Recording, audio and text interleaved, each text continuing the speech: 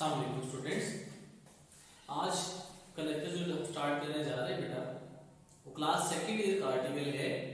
इससे पिछले आर्टिकल में हमने किरचॉफ करंट लॉ पढ़ा था और आज हम इस आर्टिकल में पढ़ेंगे किरचॉफ वोल्टेज लॉ। यानी ये किरचॉफ का सेकंड रूल है और ये किसके बारे में है? वोल्टेज यानी पोटेंशियल्स के बारे में है। आइए सबसे पहले देखते हैं कि इस किरचॉफ वोल्टेज लॉ की स्टेटमेंट क्या है। बेटा स्टेटमेंट जब हम लिखते हैं किरचॉफ वोल्टेज लॉ की तो हम कहते हैं कि sum of all the voltage या हम इसको नाम देते हैं potential. Sum of all the potentials are sum of all the voltage in a closed loop. In a closed loop is zero. ठीक है, यानी कि कंडीशन क्या है इस स्टेटमेंट के लिए? बेटा स्टेटमेंट के लिए कंडीशन ये है कि पोटेंशियल का जीरो होना किसके लिए होगा? For closed loop. यानी एक ऐसा लूप होगा जो कि क्लोज्ड होगा। उस क्लोज्ड लूप के लिए पोटेंशियल्स की जितनी भी वैल्यूज को आप ऐड करेंगे तो उन सारे पोटेंशियल का जो सम होगा वो सम किसके बराबर होगा? जीरो के बराबर होगा। अब बेटा ये आपके पास लिखा हुआ है ना क्लोज्ड लूप, तो इस क्लोज्ड लूप का क्या मतलब है? क्लोज लूप का मतलब ये है कि एक ऐसा लूप जहां से आपने स्टार्ट किया, इनिशियल पॉइंट आपके पास है, पूरे एक चक्कर काटने के बाद या ट्रैवलिंग करने के बाद अब आप उसी पॉइंट पे वापस आ गए हैं। तो जहां से आपने स्टार्ट किया था इनिशियल पॉइंट और फाइनल पॉइंट भी वही हो तो उसको हम कहते हैं कि ये क्या है? एक क्लोज्ड लूप है। ठीक है, अब जरा देखिए, इसको तो मैंने लिख लिया कि for initial point is equal to final point, तो उसको मैं कहूंगा कि क्या है? एक क्लोज लूप तब बनेगा। अब जो मैंने ये स्टेटमेंट लिखी है बेटा, इस स्टेटमेंट के लिहाज से मैं इसको मैथमेटिकली लिख सकता हूं। वो कैसे? यहां पे वर्ड है सम का, तो बेटा सम के लिए हम एक सिंबल यूज करते हैं जिसका नाम है समेशन और उसको हम इंडिकेट करते हैं किससे? सिग्मा से। सब सिग्मा क्या है? समेशन के लिए यूज हो रहा है। Sum of all voltages are potential. Potential या फिर वोल्टेज को हम डिनोट किससे करते हैं? V से। क्या कह रहा है? The close loop is zero. इसका मतलब है इन सब का जो सम होगा that will be equals to zero. तो ये जो मैथमेटिकल फॉर्म लिखी है मैंने वो on the basis of statement of Kirchhoff's voltage law है। लेकिन अब जब हम लूप्स की बात करते हैं तो कई सर्किट में ऐसे वहां पे अपने डील करने होते हैं जिसमें एक लूप बन रहा होता है और कुछ सर्किट्स कॉम्प्लेक्स होते हैं, उससे भी ज्यादा होते हैं, तो हम कहते हैं कि वहां पे एक लूप्स की बजाय मल्टीपल लूप्स भी आ सकता है। तो सबसे पहले देखिए, इसी हम रूल्स के लिए हम क्या डिफाइन करेंगे? सिंगल लूप के लिए, एक सिंगल लूप के लिए अगर आपने एक इक्वेशन बनानी है according to the Kirchhoff voltage law, तो उसके लिहाज से हमारे पास क्या क्या चीजें हमने माइंड में रखनी है उसको हम यहां पे जरा रिकॉल कर लेते हैं। Rule for single loop. सबसे पहले देखें कि पहला रूल क्या है कि greater EMF source value will determine direction of current. For example, let's say ये एक आपके पास सर्किट डायग्राम बना हुआ है। इसमें देखिए ये आपके पास एक क्लोज लूप बन रहा है, जहां से क्या स्टार्ट करें एंड में उसी पॉइंट पे आ जाए तो ये क्लोज लूप की डेफिनेशन यहां पे सेटिस्फाई हो रही है। ठीक है, अब इसके लिए हमने इक्वेशन बना दी है। तो अगर आप देखें इस पूरे सर्किट में एक रेजिस्टर की बजाय दो रेजिस्टर लगे हुए, ओम्स लॉ हम एक रेजिस्टर या एक ईएमएफ सोर्स के लिए लगा सकते हैं। अब अगर देखिए एक बैटरी की बजाय यहां पे दो बैटरीज लगी हुई है, दो ईएमएफ सोर्स लगे हुए।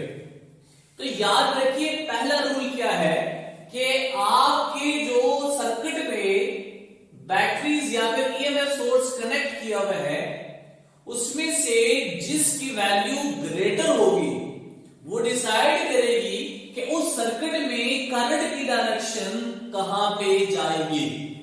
मैं रिपीट करता हूं बेटा कि एक लूप है, एक सर्किट है, उसमें दो बैटरीज लगी हुई है।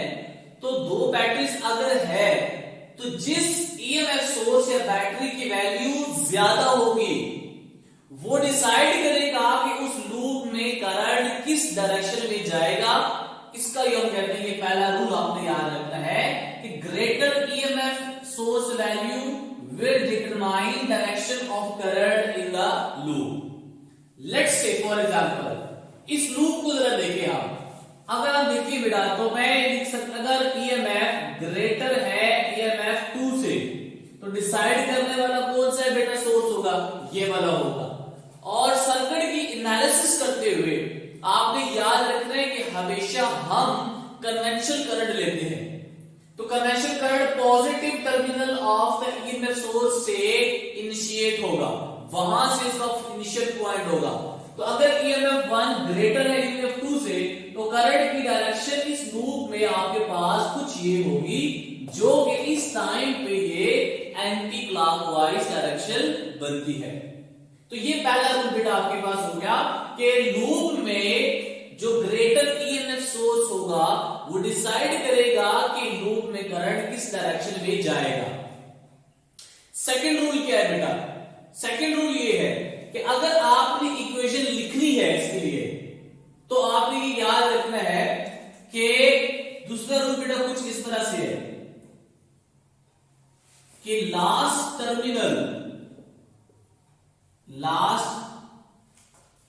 टर्मिनल साइन ऑफ बैटरी या EMF source will be written with EMF value। ठीक है, यानी कि जब आपने किसी लूप में ट्रैवल करना है तो याद रखिए कि ईएमएफ के साथ साइन पॉजिटिव आएगा, नेगेटिव आएगा। आप कैसे लिखेंगे इसको? तो बेटा याद रखना है कि आप अगर डायरेक्शन में जा रहे हैं, मूव कर रहे हैं, तो आखिरी टर्मिनल को देख रहा है बैटरी के कि वो टर्मिनल कौन सा है। अगर तो पॉजिटिव है तो उस ईएमएफ के साथ जो साइन आएगा वो क्या आएगा? पॉजिटिव। अगर तो वो आपके पास लास्ट टर्मिनल नेगेटिव बन रहा है तो वो आपने उस ईएमएफ सोर्स के साथ जो वैल्यू है उसके साथ एक नेगेटिव साइन को प्लेस कर देना है। ये चीज हम यहां भी देखेंगे बेटा, समझाऊंगा मैं आपको। तीसरा रूल बेटा क्या है आपके पास?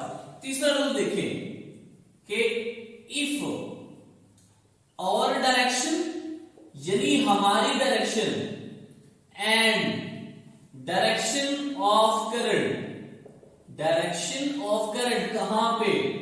Current in a loop is same.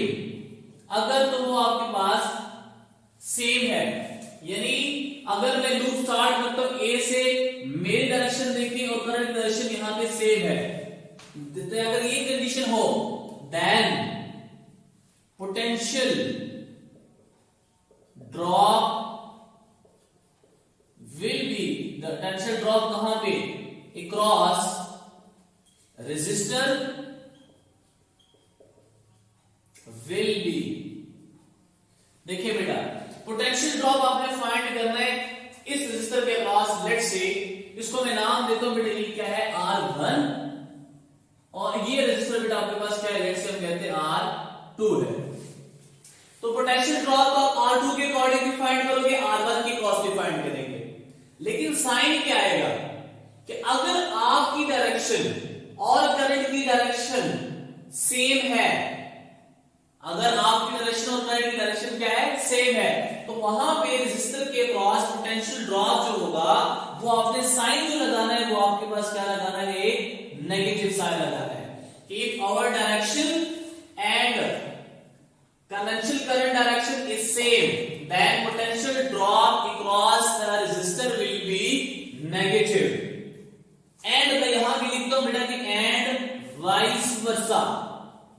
Vice versa का मतलब क्या है कि अगर तो ये कंडीशन है तो आपने नेगेटिव करना है, लेकिन अगर कुछ इस तरह हो जाए कि आपकी direction of moving in the loop और करंट की जो डायरेक्शन है लूप में दोनों ऑपोजिट हो जाए, तो फिर आपने जो साइन लगाना है पोटेंशियल ड्रॉप के साथ वो एक पॉजिटिव साइन लगाना है।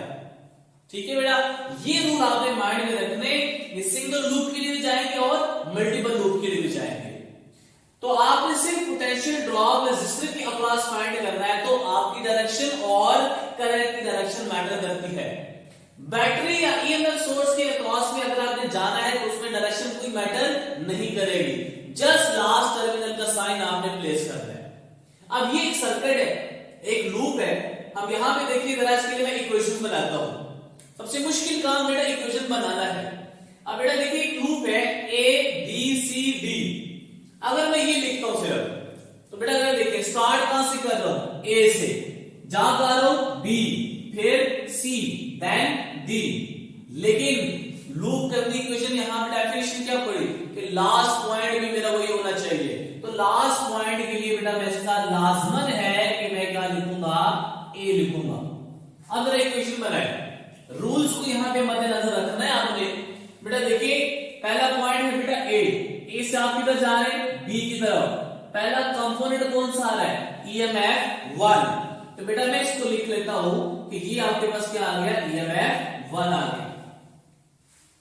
रूल क्या है कि जब आपने ट्रैवलिंग करनी है डायरेक्शन को ईएमएफ बैटरी के साथ या कंपैरिजन नहीं करना। आप जा रहे हैं बेटा ए से लेके बी तक, लास्ट टर्मिनल कौन सा आ रहा है, पॉजिटिव, तो बेटा आपने ईएमएफ सोर्स के साथ साइन कौन सा लगाना है, पॉजिटिव। क्यों, क्योंकि लास्ट टर्मिनल कौन सा आ रहा है, पॉजिटिव आ रहा है।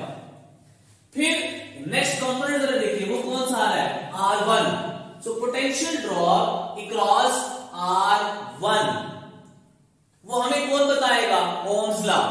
This will be equals to potential across R1 will be equals to IR1, क्योंकि इसमें करंट लूप में जा रहा है वो क्या है, I, तो potential drop across R1 will be equals to I into R1। तो बेटा इसको मैं एज इट इज यहां पे लिखता हूं कि IR1। सबसे बड़ा मैटर करने वाला क्या है, यहां पे साइन कौन सा आएगा, पॉजिटिव आएगा, नेगेटिव आएगा। रूल को देखना है आपने, वो रूल क्या है कि अगर आप की डायरेक्शन और करंट की डायरेक्शन सेम है, यानी कि our direction and current direction in the loop is same, then potential drop across the resistor will be negative. तो यहां पे आपने साइन कौन सा लगाना है, नेगेटिव। क्यों, क्योंकि मैं भी ए से लेके बी जा रहा हूं और करंट डायरेक्शन देखिए ये positive R1 and then B पे पहुंचेगा, तो मेरी डायरेक्शन और करंट की डायरेक्शन यहां पे क्या है, सेम है, तो इसलिए मैं इसके साथ क्या लगाऊंगा, एक नेगेटिव साइन लगाऊंगा। फिर जरा देखिए बेटा बी पे पहुंच गया, अब मैं बी से किधर जाना है बेटा, बी से आपने जाना है सी पे, तो सी तक जाते हुए मेरे पास कंपोनेंट कौन सा आ रहा है, EMF2 सोर्स आ रहा है। रूल क्या है कि जब जाना है आपने तो आखिरी टर्मिनल के साइन को देखना है, तो आखिरी टर्मिनल का साइन यहां पे क्या है, नेगेटिव, तो बेटा यहां पे मैं लिखूंगा कि नेगेटिव EMF2। ठीक है, यहां पे देखिए जरा नेगेटिव EMF2 आ गया, इसका मतलब मैं पॉइंट सी के ऊपर पहुंच गया। अब मैंने कहां जाना है, सी से मैंने जाना है बेटा डी तक। अब बी सी से लेके जाते हुए डी तक रेजिस्टर कौन सा आ रहा है, R2, so potential drop across R2 will be equals to V2 will be is equals to IR2। तो बेटा इस IR2 को मैं एज इट इज यहां पे लिख लेता हूं। ठीक है, साइन कौन सा आएगा, आपकी डायरेक्शन और करंट की डायरेक्शन को देखना है। मैं सी से डी जा रहा हूं, तो ये ब्लैक सॉरी जो आपके पास ये ब्लू मार्कर है, ये एरो हेड किसके है बेटा, इस करंट आई के है। तो आपकी डायरेक्शन भी इस तरफ है, करंट की डायरेक्शन भी इस तरफ है, तो मेरी डायरेक्शन और करंट की डायरेक्शन सेम हो गई, तो यहां पे जो साइन आएगा वो कौन सा आएगा, एक नेगेटिव आएगा। फिर आप इधर पहुंच गए बेटा डी पे, अब डी से किधर जा रहे हैं आप, ए पे, तो डी से ए की तरफ कोई कंपोनेंट नहीं आ रहा, यहां पे इक्वेशन आपकी यहां पे फिनिश हो गई। वो क्या कहता है किरचॉफ वोल्टेज लॉ कि sum of all the potential will be equals to 0। तो जरा देखिए, ये भी आपके पास क्या है, पोटेंशियल है, ये भी पोटेंशियल, पोटेंशियल एंड पोटेंशियल, तो ये सारी वैल्यू जो है इसको मैं कहूंगा ये तमाम की तमाम पोटेंशियल वैल्यूज है in loop A B C D A. ठीक है बेटा, उम्मीद है समझ आई होगी बेटा आपको। अब हम जरा चेंज करते हैं लूप। मैं करता क्या हूं कि मैं अब डी से स्टार्ट करता हूं, और डी से मैं किधर जा रहा हूं, डी से मैं आ रहा हूं सी की तरफ, सी से फिर बी, बी से फिर ए, और ए से फिर डी की तरफ बेटा। ठीक है, अगर आप जरा देखें तो ये जो ब्लैक मार्कर से मैं एरो हेड ला रहा हूं, इसको आप समझे कि ये किसकी डायरेक्शन है, मेरी डायरेक्शन है ब्लैक मार्कर वाली, और जो ब्लू मार्कर से है वो किसकी डायरेक्शन है, हमारे पास कन्वेंशनल करंट की है, जो कि लूप में आई करंट है। ठीक है, अब जरा देखिए लूप डी सी बी ए, आप बेटा डी से किधर आ रहे हैं, सी पे, सी से फिर जाएंगे बी पे, तो डी से सी आते हुए potential drop across R2 is V2 is equals to IR2। तो बेटा उसको मैं एज इट इज लिखता हूं यहां पे IR2। अब साइन कौन सा आएगा, नेगेटिव या पॉजिटिव, डिसाइड कौन करता है कि आपकी डायरेक्शन और करंट की डायरेक्शन क्या है।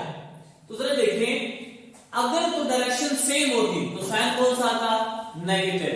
चूंकि मेरी डायरेक्शन लेफ्ट साइड पे है, करंट लूप की डायरेक्शन राइट साइड पे है, तो ऑपोजिट हो गई, तो इसका मतलब है कि जहां भी जो साइन आएगा वो कौन सा आएगा, पॉजिटिव आएगा। So plus IR2।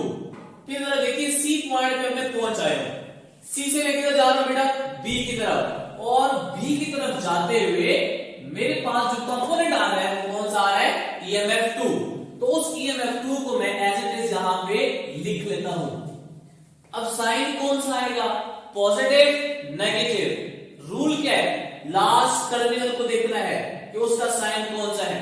तो मैं सी से बी जा रहा हूं, पहला टर्मिनल नेगेटिव, दूसरा कौन सा आ रहा है, पॉजिटिव, तो लास्ट टर्मिनल पॉजिटिव आ गया, तो यहां पे मैं साइन क्या लगाऊंगा, इसके साथ पॉजिटिव लगाऊंगा। ठीक है, अब जरा देखिए मैं बी पॉइंट पे पहुंच गया हूं, अब मैंने कहां जाना है, बी से ए की तरफ जाना है, और बी से ए की तरफ जाते हुए मेरा पहला कंपोनेंट आ रहा है R1, और उसके अक्रॉस पोटेंशियल ड्रॉप कौन सा है, V1 is equals to IR1। तो इसका मतलब है कि मैं उसको एज इट इज लिखता हूं कि IR1। अब साइन कौन सा आएगा, पॉजिटिव नेगेटिव। रूल क्या है कि मेरे डायरेक्शन और करंट की डायरेक्शन लूप में अगर सेम हो, तो वो अगर सेम करंट है तो उसमें देखिए आपने क्या लगाया था, नेगेटिव लगाया था।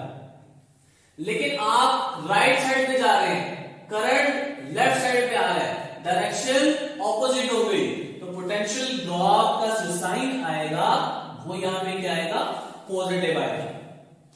फिर आप देखिए किधर जा रहे हैं बेटा, EMF1 मेरे पास आ रहा है ए तक जाते हुए, तो यहां पे आपने डायरेक्शन को मैटर नहीं करना, जस्ट बैटरी के लास्ट टर्मिनल को देखना है जिसपे साइन कौन सा है।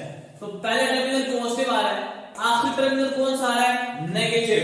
तो बेटा इसको मैं लिखूंगा कि this will be equal to EMF1, और टर्मिनल का साइन कौन सा है, नेगेटिव। मैं ए पे पहुंच आया, अब ए से किधर जाना है, डी पे, ए से डी तक जाते हुए कोई भी कंपोनेंट लेंगे, इसका मतलब है कि वो क्या कह रहा था कि sum of all the voltage in a loop will be equals to 0। ठीक है, तो ये बेटा आपके पास एक इक्वेशन बन गई, इसके अक्रॉस अगर मैंने लूप को क्या कर दिया है, चेंज चेंज कर दिया है। ठीक हो गया बेटा। तो सिंगल लूप में आपने इक्वेशन को कुछ इस तरह बनाना है। अब फॉर एग्जांपल लेट्स से मैं चेंज कर लेता हूं, लूप में बना लेता हूं बेटा बी ए डी और सी, ये लूप मेरे पास बन रहा है। लेकिन क्लोज लूप तब बनेगा जब मैं फाइनल पॉइंट भी वही लगाऊंगा। तो B A D C B बन जाएगा। अब बी से मैं किधर जा रहा हूं, ए की तरफ। राइट साइड में मैं ट्रैवलिंग कर रहा हूं, लेफ्ट साइड पे करंट आ रहा है, तो डायरेक्शन मेरी लूप के आपस में ऑपोजिट हो गई। तो potential drop across R1 will be equals to, किसके बराबर आएगा बेटा, ये आई आर, ये कौन सा करेगा बेटा 1, आ जाएगा आई R1। साइन कौन सा आएगा, पॉजिटिव नेगेटिव, मेरी डायरेक्शन और करंट की डायरेक्शन ऑपोजिट है, तो साइन कौन सा आएगा यहां पे बेटा, पॉजिटिव आएगा, प्लस आई R1। फिर यहां पे देखिए B से A की तरफ मैं जा रहा था, तो लास्ट टर्मिनल का साइन कौन सा रहा, EMF1 का नेगेटिव, तो this will be equals to negative EMF1। अब A से B कोई कंपोनेंट नहीं है, D से C R2 है, तो potential drop across R2 will be equals to I R2। Sign positive आएगा नेगेटिव, अगर डायरेक्शन मेरी और करंट की सेम होती तो फिर तो नेगेटिव आता, क्योंकि मैं लेफ्ट साइड पे आ रहा हूं, करंट राइट साइड पे जा रहा है, ऑपोजिट डायरेक्शन है, तो इसका मतलब है कि ऑपोजिट डायरेक्शन में पोटेंशियल ड्रॉप के साथ जो साइन आता है वो क्या आ रहा है बेटा, पॉजिटिव।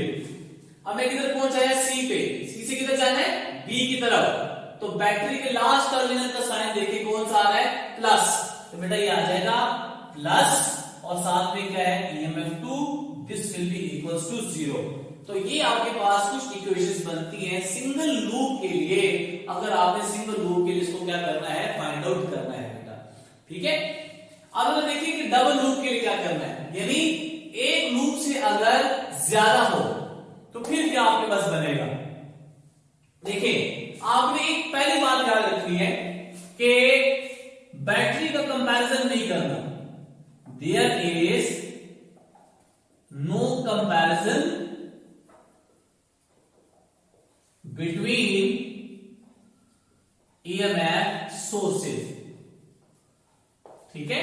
कि बैटरी के EMF सोर्सेज के साथ कंपैरिजन नहीं करना। क्यों नहीं करना, क्योंकि एक बैटरी जो होती है या EMF सोर्स तो अपने लूप में रिस्पॉन्सिबल है कि उसमें करंट जाए, और दूसरी EMF सोर्स अपने ही लूप में रिस्पॉन्सिबल है कि वहां से फ्लो कराएगा करंट को।